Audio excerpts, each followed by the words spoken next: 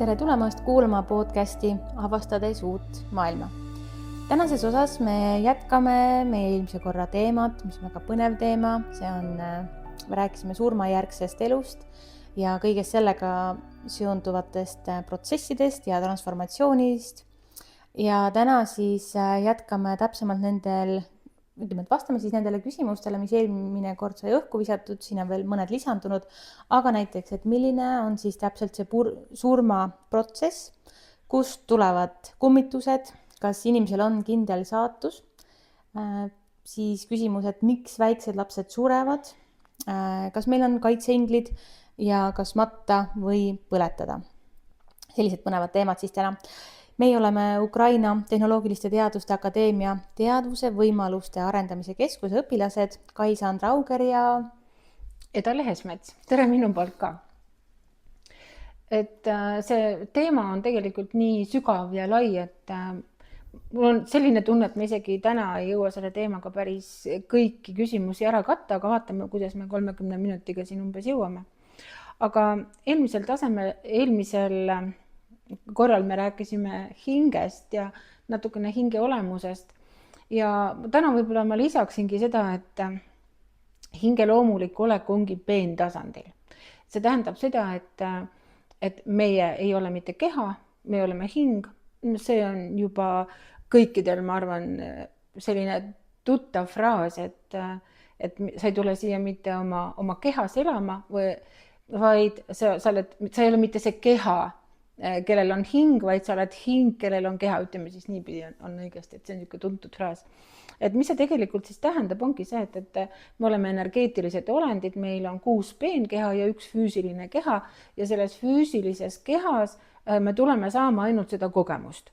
Ja see kogemus on see, mida me siis elame läbi füüsilisel tasandil, täites oma ülesandeid, parandades eelmiste elude vigasid, saades uuteks eludeks, uueks eluks, kus me tuleme, me saame uued ülesanded ja me õpime sellega arendama oma hinge.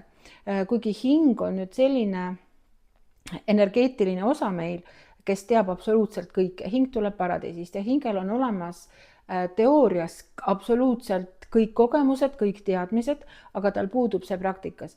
Ja nüüd see füüsiline keha inimese antakse selleks, et inimene saaks sellel algtasemel, materiaalsel tasemel siis kätte oma need füüsilise keha kogemused, elades läbi siin erinevaid ülesandeid, tehes erinevaid katseid läbi, ütleme niimoodi, ja sellest kõigest koosneb see kogemus, et hing tuleb saama selles kehas seda kogemust.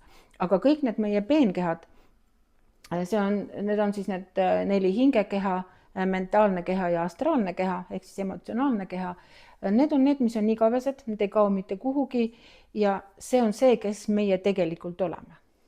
Ja ma siinkohal tooks võib-olla ühe näite, mis mul tuli üsna kohe pärast seda, kui me eelmine kord rääkisime, et kui kellelgi on võib-olla raske natukene ette kujutada seda, et mis siis tähendab see, et meil on siin see füüsiline keha ja see on selline piiratud, aga tegelikult on siis see peenmaailm, mis on palju suurem. Siis meie sinu hiljutise näite kogemusel, ma arvan, et tänapäeval on kõik selle läbi teinud, et kui sul on aeg vahetada telefoni, eriti ma arvan, et meie näitel on see praegult olnud iPhone, et täna on võimalik, eks ole, et sul on see iPhone ja kõik sinu pildid, kogu see telefon, mis sul on, kõik seadistused, kõik, mis sul on sul võimalik panna nii-öelda nagu pilve. Ja see füüsiline telefon justkui, sa võid selle välja vahetada, sellega võib midagi juhtuda, aga kui sa oled kõik oma elemendid, kõik, mis sul seal telefonis on pilve pannud, siis see justkui ongi nagu see peentasand.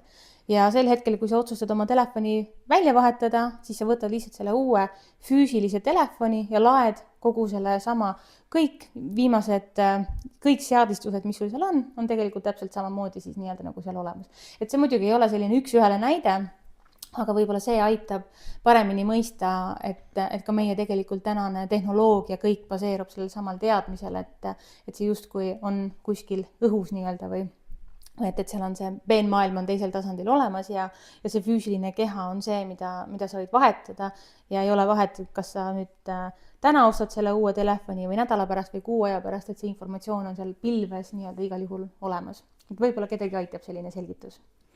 Jaa, see on väga hea selgitus. Lihtsalt ongi, et inimesed nagu ei kujuta ette füüsilises kehas seda, et ta on tegelikult peenkeha, sellepärast et meil võetakse ära see mälu, meil on see kiht siin 6. ja 7. tšakra vahel on siis selline nagu plaat, ütleme niimoodi, energeetiline plaat, mis ei lase meil siis saada informatsiooni meie eelmiste elude kohta. Miks see nii on? See on sellepärast, et kuna me oleme läbi käinud juba üsna pika teekonda, vist eelmine kord mainisime ka, et inimestel on mingi 5, 6, 700 elu juba elatud, üle poole elude on enamikel inimestel elatud. See, et nad arenenud ei ole, see on omaette teema.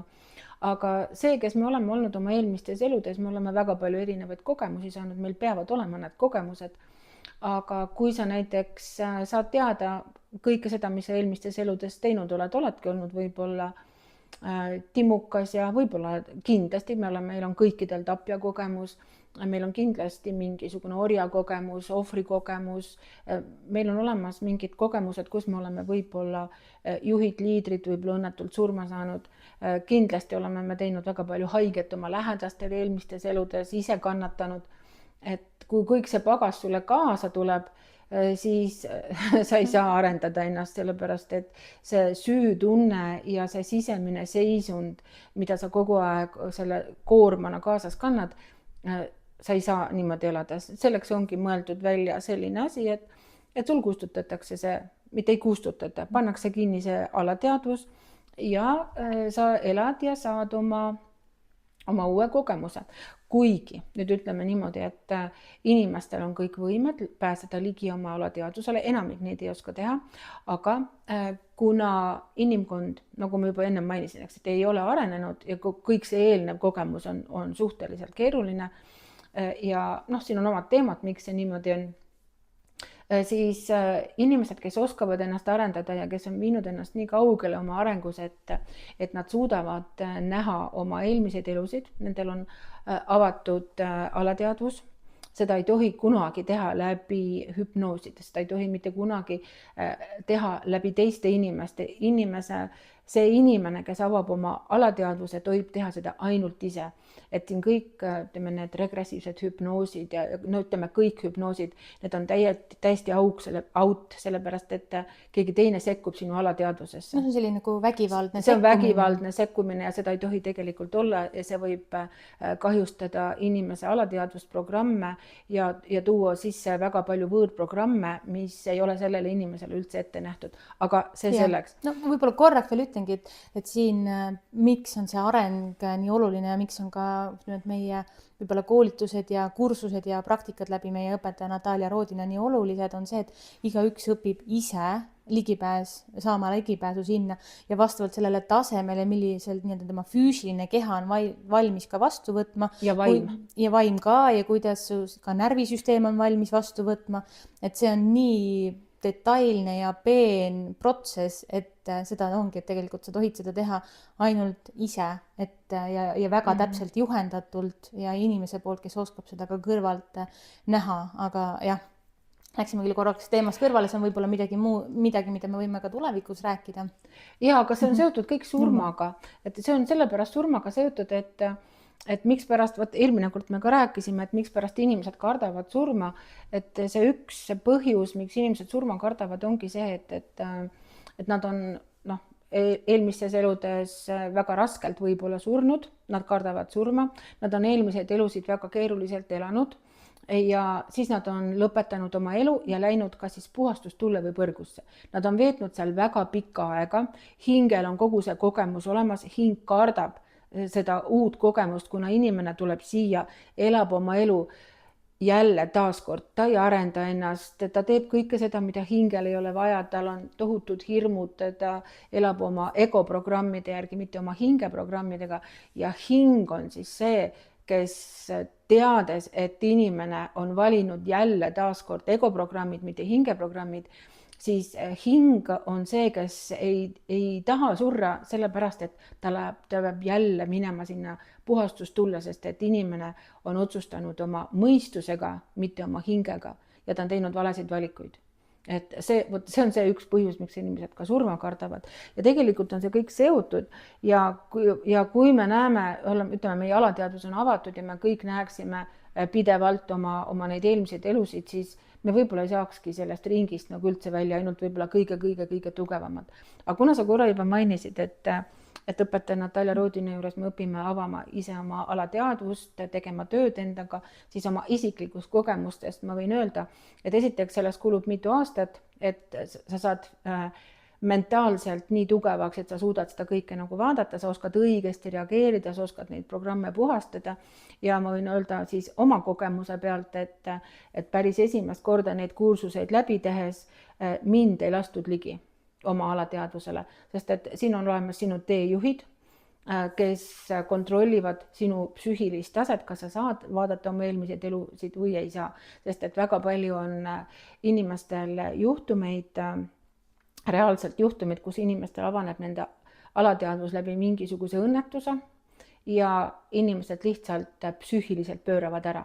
Ehk siis satuvad tänu sellele erinevatesse psühhoneuroloogia haiglatesse. Jah, ka enda kogemusest, et selleks, et mõista neid killukesi sealt, siis on tegelikult olnud vaja nii palju rohkemat mõista ja aru saada, et see teadvuse laienemine, need teadmised ja oskused kõigest meie ajaloost, kas või nendest surmajärgsetest protsessidest või kuidas meil siin see füüsiline elu toimib, et ilma nende teadmisteta, kui ma tean, et nüüd see informatsioon, mida ma olen siis ütleme ka 5 aastat hiljem siis kätte saanud oma alateadvusest, et kui ma oleks saanud selle informatsiooni seal kuskil alguses või keegi teine oleks ilmselt vägivaldselt nii-öelda siis sekkunud sinna, ma arvangi, et kuna mul puudusid need teadmised, ma oleks neid väga valesti tõlgendanud. Ja, just nimelt, et need on just eriti hüpnoosiga seotud asjad, eks kui inimestel nõnda nimetatud võib-olla siis aidatakse nagu lahendada neid mingisuguseid probleeme, mis on eelmisest eludest tulnud, aga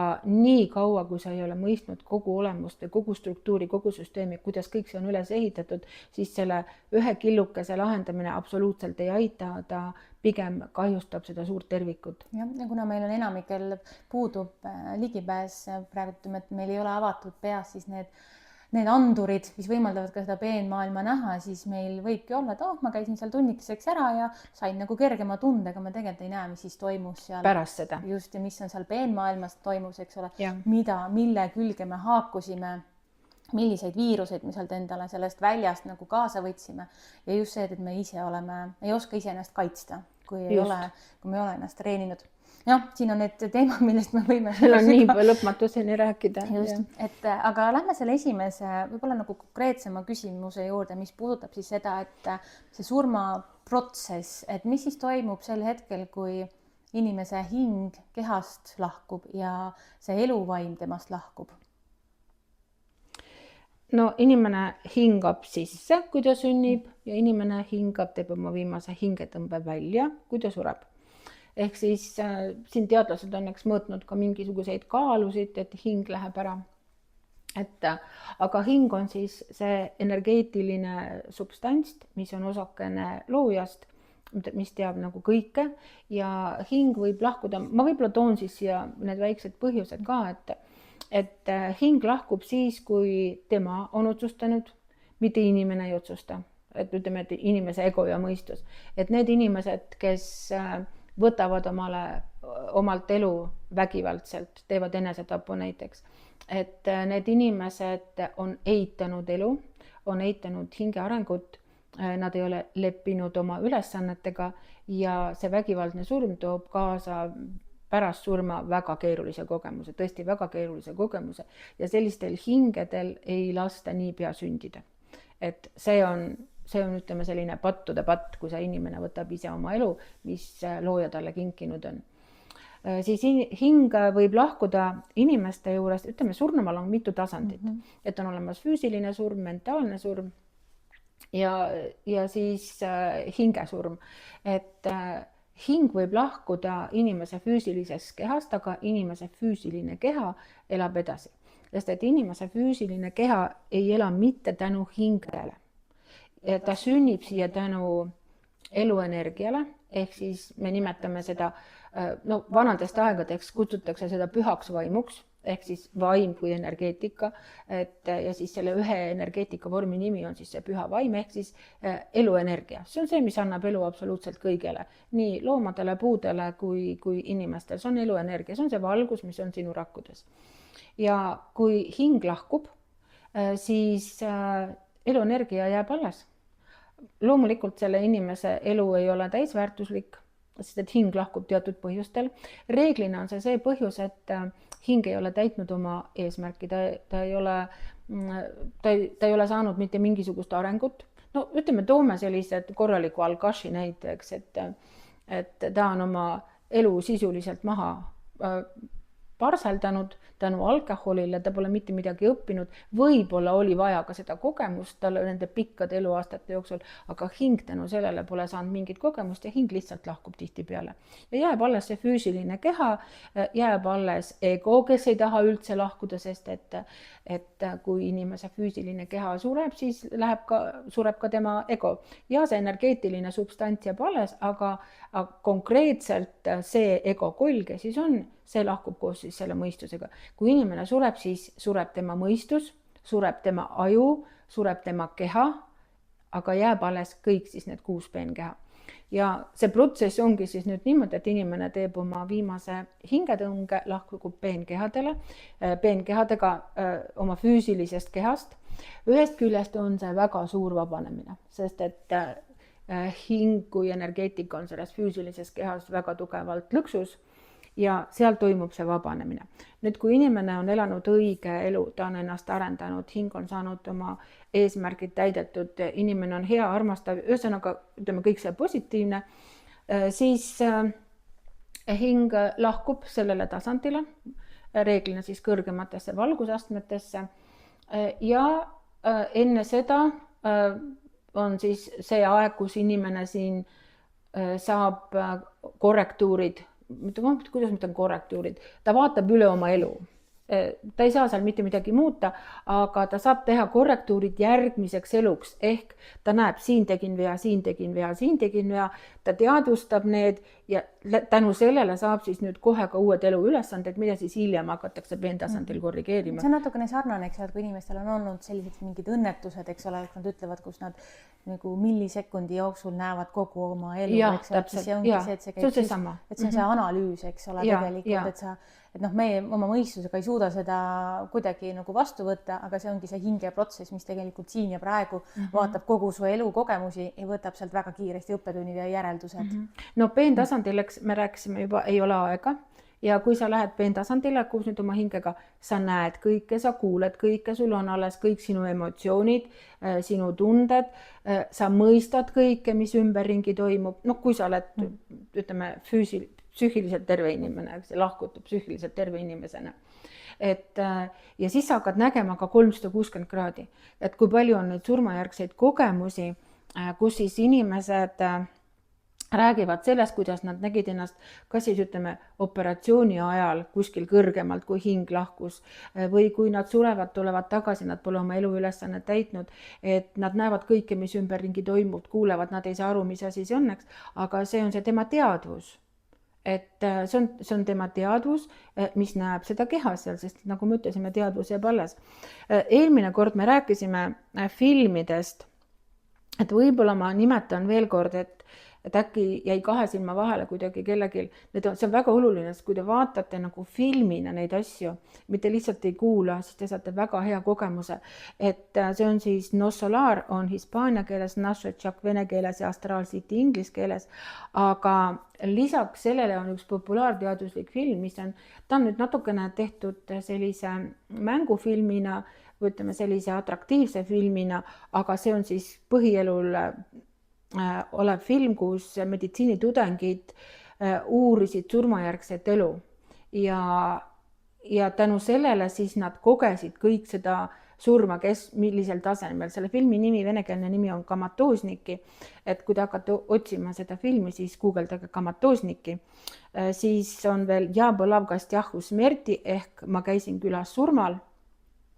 Siis on olemas selline hea film nagu Kuhu viivad unistused. et samamoodi surmajärgne kogemus, et ma soovitan neid filme vaadata, see annab üsna hea ettekujutuse väga erinevate nurkade alt, mis siis pärast surma nagu toimub. Ja, üks film on meil, on see Hütt või inglise keeles on The Shack, mis ka võib-olla sellistest rasketest surmaprotsessidest ja väga sellistest kurbadest sündmustest annab ülevaatet. Ja andestamisest, eks ole, et miks see on vajalik ja miks hingel on selliseid kogemusi vaja. Jah, ja et surma pole olemas. Jah, just. Ja. Aga et kui selle protsessi juurde veel korraks natukene tagasi tulla, et kas on midagi kindlat näiteks, mida selle füüsilise kehaga tohib teha, ei tohi teha või mis on mingid punktid, mida näiteks peaks arvestama või kus meil on tulnud teatud mingid traditsioonid või informatsioon näiteks, et 40 päeva pärast surma ja kõik sellised asjad, et kas võiksid rääkida midagi natukene sellest ka?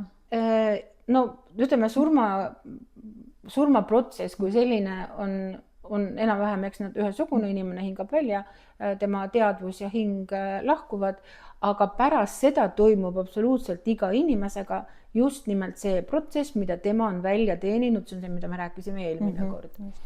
Et aga kui inimene nüüd on surnud ja tema see maine füüsiline keha jääb siis siia alles, on ju, siis kuna meid on hoitud nii kaua teadmatuses meie hingest ja meie peenkehadest, ehk meid on 30 000 aastat tänu teatud protsessidele hoitud siin teadmatuses, siis inimesed klammerduvad sellesse füüsilisse kehasse ja ei arvesta üldse sellega, et see inimene, kes nüüd lahkub või kes lahkus, et ta kuuleb kõike, näeb kõike, tal on emotsioonid ja selle asemel siis, et võtta surma kui loomuliku protsessina, inimesed reeglina korraldavad siis selles nagu tohutu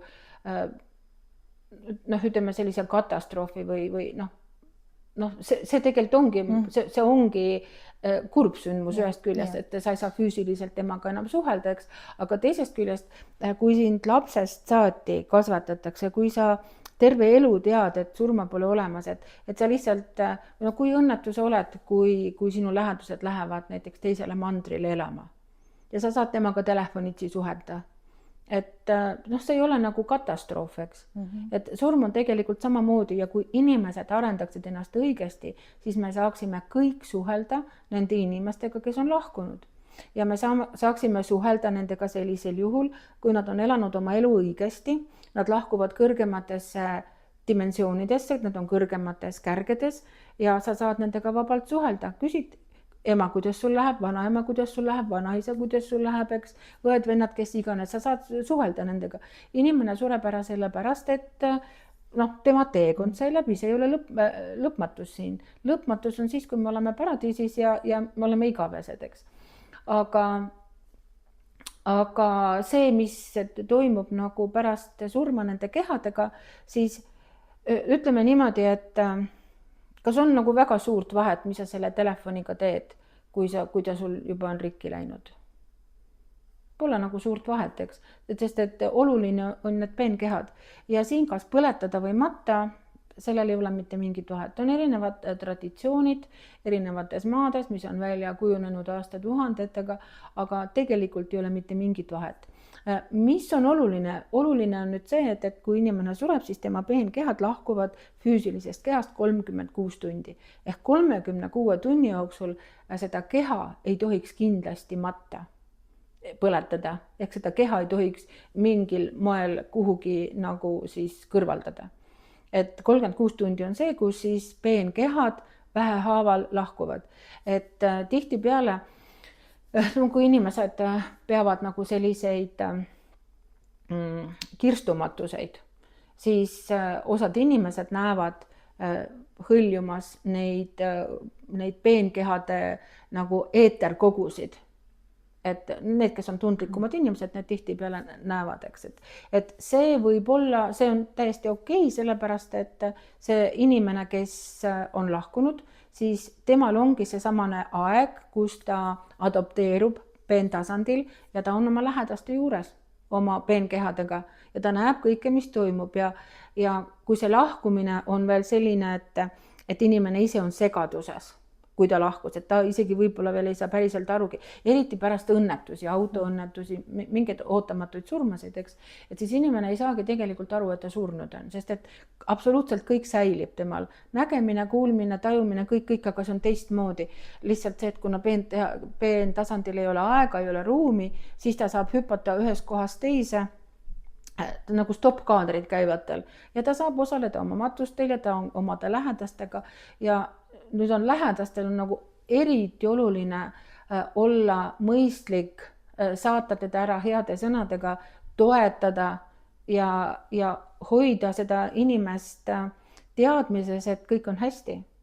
Ja see inimene, kes siis on läinud, lahkunud, no sõltub, kuhu ta nüüd läheb, et no eeldame, et inimene läheb kõrgematesse sfääridesse, siis tema ei saa ju öelda teile, et aga mul on kõik hästi, et ärge muretsege. Aga mille pärast, ma olen ise selle peale väga palju mõelnud, et mille pärast inimesed nagu kõige rohkem kurvastavad, ongi see, et nad tunnevad seda süütunnet, et nad ei ole piisavalt hästi võib-olla käitunud selle inimesega, et nad ei ole võib-olla öelnud piisavalt palju, et ta teda armastab, ütleme vanemate puhul või laste puhul või õdede, vendade või ükskõik kelle puhul. Et sul on mingi süütunne ja teine asi on see, et siis sa muretsed nagu rohkem enda pärast. Ütleme, no ma toon selliseid traditsioonilisi näiteid, et ütleme, abikaasa sureb ära, siis no, see mõte on ju see, et aga kuidas ma nüüd üksi hakkama saan ja mul ei ole teda enam kõrval ja ma olen nii harjunud.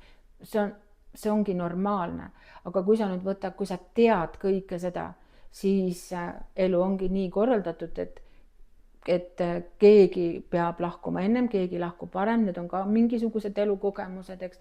Tähtis on see, et oleks rahu, et ei oleks seda paanikat, et ei oleks seda meeletut kurbust, sest et see inimene, kes on nüüd lahkunud, siis temal on väga raske seda pealt vaadata. Jah, kuna ta ei saa ka midagi teha. Ta ei saa mitte midagi teha ja kui ta läheb madalatesse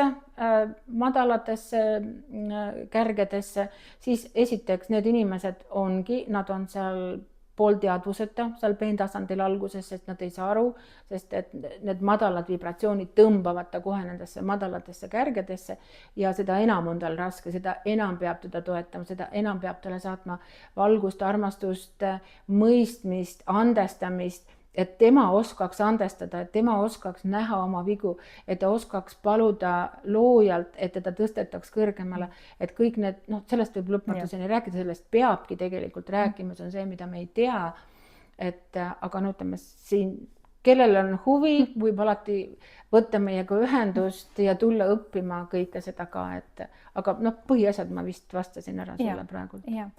Võib-olla lühidalt ka, et kui me räägimegi näiteks kummitustest ja siin ongi inimesed, kes on väga tugevad nende ekstrasensoorsete võimetega ja kes saavadki suhelda nende inimestega, eks ole, et siis üks on see, et nad on seal peentasandil, me saame nendega suhelda, aga osad inimesed on ka need, kes jäävad siia nii-öelda ka natukene lõksu, eks ole, et tavaliselt need on need inimesed, kes on hästi materiaalsed ja materiaalsuses kinni. Just. või on ka oma egoga kuidagi kas mingisugustes inimestes kinni, et siis see ongi see, et see ei võimalda neil tegelikult nii-öelda siis sinna valgusesse minna või ei võimalda neil minna kõrgematesse sfääridesse, kuhu nad kuuluvad, on, et ongi klammerdunud ka siis oma keha külge, oma autode külge, oma majade külge, eks ole. Inimeste külge. Ja siis ongi see, et miks meil on teatud majades või teatud hoonetes kuskil kummitused, nii-öelda, eks ole, et siis need ongi tegelikult need inimeste peenkehad, mis ei taha lahkuda sinna, kuhu nad tegelikult peaksid minema, vaid nad on siis klammerdunud erinevatel põhjustel, eks ole, et neid lugusid ja neid põhjuseid on nagu hästi-hästi palju,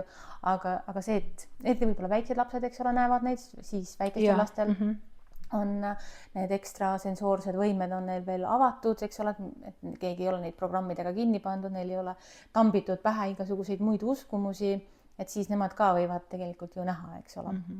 Ja tihtipeale on ka see, et kes võivad siia kinni jääda, on, nagu sa ütlesid, eks lugesid ette kõik need materiaalsed põhjused, aga ka vägivaldsed surmad, massilised vägivaldsed surmad, ütleme näiteks sõdade ajal, eks, et siis ka väga palju peenkehasid jääb lõksu siia sellesse peentasandile, mis on siin nagu 4. dimensioonis, nad ei saa nagu edasi minna oma õigesse kärge, et siin ka on nagu lähedastel, kelle lähedased lahkuvad, et see on väga suur abi, kui sa suhtled nendega, sest nemad loevad sinu sisemisi seisundeid, nad loevad sinu mõtteid ja sa saad neid suunata nagu õigesse kohta, sa saad neid suunata just nimelt andestusse, mõistmisesse, armastusse, et see on see, mis aitab neil lahkuda. Siis võib-olla, kui me praegu konkreetselt natukene ka mainisime lapsi, eks ole, et siis kuidas on või kuidas põhjendada või selgitada seda, kui väikesed lapsed surevad, et või miks nad surevad? No ma arvan jah, et see on vanematele võib-olla kõige valusam teema, kelle lapsed on lahkunud, aga siin on kaks sellist põhjust, miks pärast lapsed lahkuvad varemalt. Esiteks hing on valinud sellise kogemuse, et ta tahab lahkuda lapsena noores eas, et see on siis ütleme kuni 14 või 18 aastani. Ja kui hing on selle valiku teinud, siis ta valib omale vanemad, kellel on vaja sellist õppetundi. Et see on väga teadlik hingevalik ja laps valib vanemad. Ehk peentasandil otsitakse lapsele sellised vanemad, kes sobivad talle nii geneetiliselt kui ka sellisel põhjusel, et need õppetunnid saaks täidetud, mida see hing saama tuleb. Ja kui surevad väikesed lapsed, siis absoluutselt kindlasti on ta valinud endale sellised vanemad, kellel on vaja sellist õppetundi. Reeglina antakse õppetund selleks, et inimesed leiaksid endas tee arengusse, et inimesed väärtustaksid elu, et inimesed saaksid aru, et elu on väga oluline, elu on see, mis on kõige tähtsam ja sa õpid väärtustama elu teistmoodi kui läbi selliste sündmuste. Aga need lapsed, kes on nüüd valinud selle lahkumise, siis need selles mõttes on nad nagu õnnelikud hinged, et me rääkisime, see oli vist mingisuguses podcastis, eks, et inimene areneb sellel planeedil teatud astmeni, ehk siis inimesel on antud 1000 elu. Selle 1000 elu jooksul peab ta saama täiuslikuks, nii täiuslikuks, kui on võimalik sellel planeedil, ehk siis leidma üles endas armastuse, andestuse, mõistmise ja kõik need kogemused, mida tal on vaja saada sellel planeedil. Nüüd, kui inimene on selle kogemuse saanud, siis hing viiakse edasi läbi meie transpordiinglite, viiakse järgmistele planeetidele ehk siis eluasememaadesse. Nüüd need lapsed, kes surevad lapsena, või ütleme need hinged, kes surevad siin lapsena, nad on nüüd valinud sellise teekonna, et nad ei pea enam 7. taevas peentasandil ootama, vaid ta viiakse otse läbi transpordiinglite, viiakse nüüd järgmisele planeedile, kus on siis oluliselt õnnelikum, parem, puhtam ja armastust ja valgust täis elu, kui seda meie hullumeelsel planeedil siin. Ehk nad lähevad sinna lasteplaneedile, ongi selline lasteplaneet ja saavad seal täiskasvanuks ja saavad oma elukogemuse, lõpetavad siis nagu seal. Ehk hing on valinud sellise otseteekonna. Aga nagu ma kordan veel kord, nad valivad alati vanemad, kellel on vaja tugevat õppetundi. Vanemad peavad lihtsalt väga tõsiselt mõtlema, miks pärast just nendel juhtus selline asi, nad peavad õppima, väärtustama elu, nad peavad nägema elu väärtusi ja sellega minema oma hinge arenguteed. No ilmselt ongi, et see on väga raske ja keeruline, aga siin ongi teadmised aitavad. Teadmised aitavad mõista, eks ole, et miks ja kuidas ja näha seda mitte siis sellist ühekordset sündmust ja ühekordset kogemust, vaid et näha seda nagu suurt laiemat pilti ja elukogemuses ja kõiges selles, eks ole. Et see kindlasti nõuab väga tugevat sisemist tahet ja distsipliini ja tugevat psüühikat. See on see, mida me õpime siin oma koolis, et kui sul on teadmised ja tugev psüühika, siis sa saad aru, mis toimub. Aga kui inimesel ei ole teadmisi, siis see tundub kõik nii vale, ebaõiglane, see on eriti valus. No eriti valus ongi, kui lapsed lahkuvad, ükskõik, kas nad on siis lapseeas või vanemas, ütleme noorest pärast lahkuvad läbi õnnetuste või mida iganes, eks. Et aga hing on selle valinud. mitte kunagi hing ei lahku lihtsalt, et juhtus või lihtsalt oli õnnetus. Ta on valinud sellise teekonna. Ja kui lapsed surevad näiteks, noh, et siis nad ei ole enam lapsed, nad on juba täiskasvanud noorest east, siis hing on selle valinud. Ja vanemad peavad sellega leppima ja lihtsalt mõtlema, mis on see õppetund, mida ta peab mõistma. Ja tihtipeale need vanemad hakkavadki otsima elumõtet, hakkavad otsima vaimsust, hakkavad otsima vastuseid küsimustele. See on see, me näeme oma koolis, oma keskkonnas väga palju neid inimesi, kes läbi just selliste õnnetuste, kannatuste on jõudnud meie kooli, et saada vastuseid, et saada seda informatsiooni. See on üks põhjuseid. Võib üks väike küsimus veel, et kui me räägime sellest, et hing on valinud, et kas siis sellisel juhul on inimesel oma kindel saatus, et kui ta siia sünnib, et kas tal on kindel saatus, et kõik need sündmused, et kas kõik on, et inimeste selline, ma arvan, pikaajaline dilemma on ju, et kas inimesed, kas meil on siis vaba tahe ja valik või on see, et siin on kõik paika pandud, kellega sa kohtud, mida sa teed, milliseid valikuid sa teed, millal sa sured.